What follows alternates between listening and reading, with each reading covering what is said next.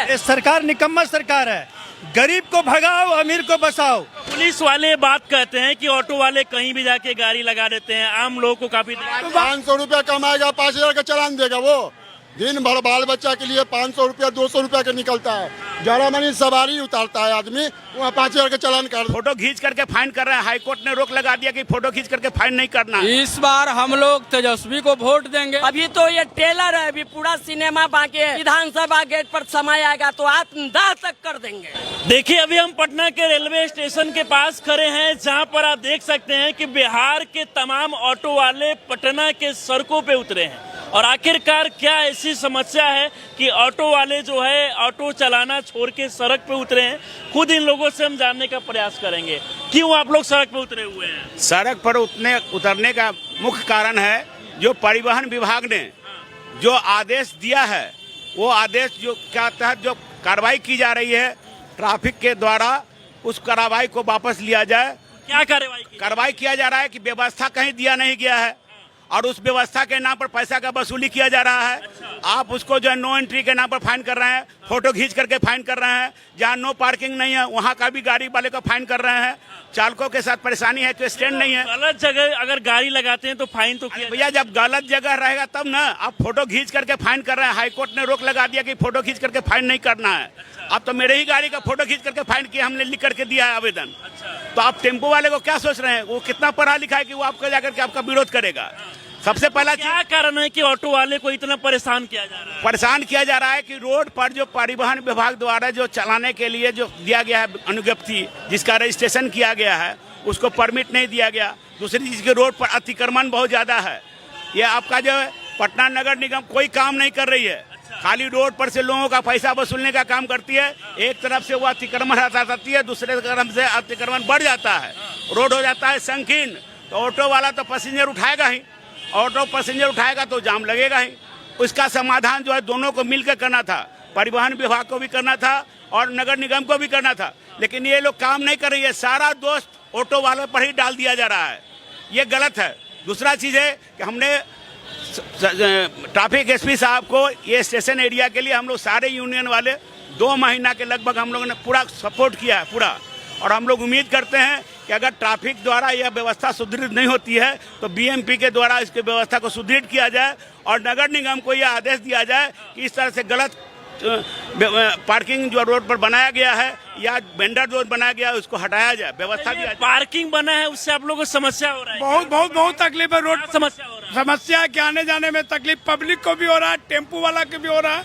और गांधी मैदान को तो ऐसा रूटे कर दिया है कि गांधी मैदान सीधे डबंगला से कोतवाली घुमा दिया और कोतवाली से कौन मंदिर है, इस्कॉन मंदिर के पास इतना जाम लगता है कि काम बतावे। हम लोग 1.5 घंटा पार्किंग बना है, वहाँ सवारी आता है कि नहीं? सवारी बस एक आध 2 टिप खुले, दिन भर हम लोग ऐसे ही बैठे रहते हैं पार्किंग में। गांधी मैदान के गाड़ी का एक भी सवारी नहीं आता। और एक तो दलाल बैठा हुआ है, वो फोटो खींच के भेज दे रहा है, जो बेली रोड बोरी रोड पर चालान भी काटा जा रहा है। चालान काटा जा रहा है। रोड पर जब सवारी उतार रहे हैं तो पीछे से मोटरसाइकिल वाला आके फोटो ले रहा है। 500-1000 रुपया डेली कट रहा है, डेली कटता है।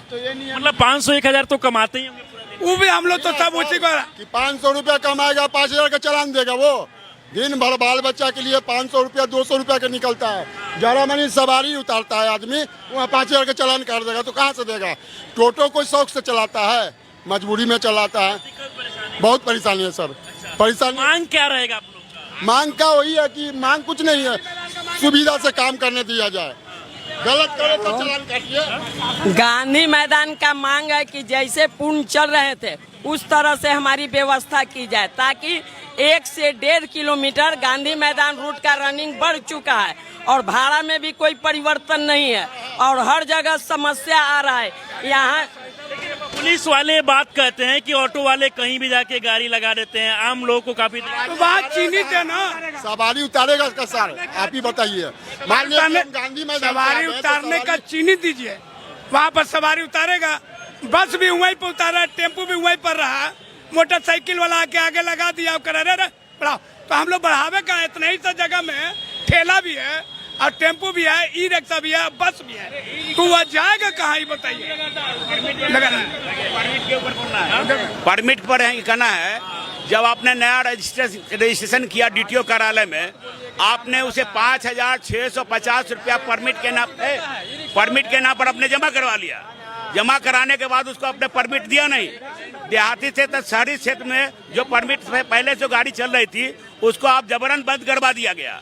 और जबरन बंद करवा करके जो अनुज्ञप्ति रिलीज किया गया था परिवहन विभाग से, उन लोगों को गाड़ी दिया जाए जो पहले से परमिट लिए हुए थे। उन लोगों ने नया गाड़ी लिया, प्रतिस्थापन अभी तक उस परमिट का नहीं हुआ और उसको जो है अभी करा है कि फाइन 20,000 रुपया लिया जाएगा। इसको वापस लिया जाए और जो लोग परमिट के लिए आवेदन दिया हुआ है उन लोग को परमिट दिया जाए और जो परमिट के ऊपर फाइन किया गया है उस परमिट को फाइन को वेव किया जाए, हटाया जाए। हाँ। क्या मांग रहेगा आपका? आप भी ऑटो चलाते हैं, क्या दिक्कत हो रहा है? ऑटो चलाने में बहुत दिक्कत होती है। रिजर्व कहूँ हम तब चलते हैं, नहीं जाने देते हैं। अच्छा, तो क्या लगता है बिहार में आने वाला समय में इलेक्शन भी है, तो ऑटो चालक लोग इससे प्रभाव पड़ेगा क्या? ऑटो चालक तो प्रभाव पड़ेगा, ये क्या पड़ेगा। जो रवैया यहाँ के राज्य सरकार ऑटो वाले पर कर रहे हैं और पूंजीपतियों को बढ़ावा दे रहे हैं, आपके सामने वहाँ ऑटो खड़ा है तो नो पार्किंग है, लेकिन पूरे नगर निगम की बसें खड़ा है तो उसके लिए नो पार्किंग की व्यवस्था नहीं है। हमारी 15 साल की गाड़ी पुरान होकर जिस तरह उन्होंने खटारा घोषित किया, हम भी 15 साल की पुरानी सरकार को बदल कर दिखा देंगे। ऑटो चालकों बिहार का भविष्य उत्पन्न करता है। यदि हमारी बातें राज्य सरकार नहीं मांगेगी, पटना से बाहर करने का ये पूंजीपतियों का तरीका है, वो खुल के नहीं आ रहे। हम लोग अपना रोजगार बनाए हुए हैं, सरकार हमें कोई रोजगार नहीं दे रही है और रोजगार छीनी जा रही है। आप गांधी मैदान में देखिए, हम लोग की टेम्पू ओवरलोड है, लेकिन रांची पटना चलने वाली की बस के ऊपर सामान लोड हो रही है। क्या डिलीवरी वाहन है बस की सामान ऊपर लोड होता है? वहाँ पर DM कंट्रोल रूम, वहाँ पर ट्रैफिक SP का बिल्डिंग, वहीं पर पटना कमिश्नर नगर आयुक्त का बिल्डिंग, उसके बावजूद वहाँ अवैध बसें लोड हो रही है। हुए बहुत भावुक हो रहे हैं, मतलब क्यों नहीं हो? सरकार उस तरह से कर दिए, समय आने दीजिए सर। अभी तो ये टेलर है, अभी पूरा सिनेमा बाकी है। समय आएगा तो हम ऑटो चालकों अपनी अपनी परिवार के साथ विधानसभा गेट पर समय आएगा तो आत्मदाह तक कर देंगे। नहीं, ऐसा नहीं करना है, ऐसा मत करिए। सब लोग आपके लिए आवाज उठाएंगे, ऐसा नहीं सोचना। एकदम आप लोग से भी रिक्वेस्ट है कि हम लोग के प्रति आवाज उठाइए, लेकिन मैं आप लोग से भी कहूंगा, आप लोग में भी कुछ ऐसे हैं, मात्र ऑटो चालक 1 रुपया 2 रुपया बढ़ा के लेता है तो पेपर में सुनहरे अक्षर में आते हैं ऑटो चालकों की भाड़ा में मनमानी। तो थोड़ा सा हम लोग के ऊपर बताइए ना। अभी गांधी मैदान जाने में 1 किलोमीटर घूमना पड़ रहा है, तो यदि हमें 1 किलोमीटर घूमना आना और जाना पड़ रहा है 2 किलोमीटर, तो उस हिसाब से भारत सरकार 2 किलोमीटर की बढ़ाएगी। कहते हैं कि भाड़ा भी बढ़ाना चाहिए। क्यों नहीं? आपको ये भी अवगत करा देते हैं कि हमारे माननीय MLC नवल किशोर बाबू द्वारा एक बार 2012 में भाड़ा का मुद्दा विधानसभा में उठाया गया था और उस समय भाड़ा बढ़ा। 2012 से आज तक ऑटो किराया भाड़ा नहीं बढ़ा। क्या लगता है कि चुनाव में आप लोग जवाब देंगे? ना, बिल्कुल जवाब देंगे। ऑटो चालक हम लोग बस वही गरीबी को अब लाना है। गरीब जो है वही सरकार को, ये सरकार निकम्मा सरकार है। गरीब को भगाओ, अमीर को बसाओ। गरीब पर कोई रहम नहीं है। पूरी पटना में बताइए, ऑटो चलने का कई जगह आपको दिया है, पूरी रास्ता ब्लॉक रहता है। सारे बसें जिसमें ऑटो चल रही है, जिसमें रिक्शा चल रहा है, जिसमें पब्लिक चल रहा है, उसमें बस भी चल रहा है। हर सेकंड पर मिनट पर आपका बस चल रही है। बताइए कहाँ जगह है? इस बार किसको वोट देंगे ऑटो चालक? इस बार हम लोग तेजस्वी को वोट देंगे और सरकार बनाएं, क्योंकि सरकार गरीबों के साथ बहुत ज़्यादा मनमानी कर रही है। हम लोग एक तरफ तो कर्ज लेकर टेम्पू और ई रिक्शा चला रहे हैं और किसी तरह 400-500 रुपया कमाते हैं, उसी में बाल बच्चों को पोसते हैं, पढ़ाते हैं, खिलाते हैं, किराया देते हैं। बताइए कितना निंदनीय बात है कि हम 400-500 में पूरे परिवार चलाते हैं। क्या ये अभी इतनी महंगाई बढ़ रही है, हर चीज़ की महंगाई बढ़ रही है। सब्जी खरीदे जाइए तो 100 रुपया की सब्जी होगा कम से कम, 40-50 रुपये किलो चावल है, आटा है, मतलब दिक्कत परेशानी होता है। अच्छा ये बताइए, हाँ क्या वो ये है, बताइए अभी हम लोग 13 तारीख को कमिश्नर साहब के साथ मीटिंग किए थे, जिसमें ट्रैफिक एसपी साहब थे।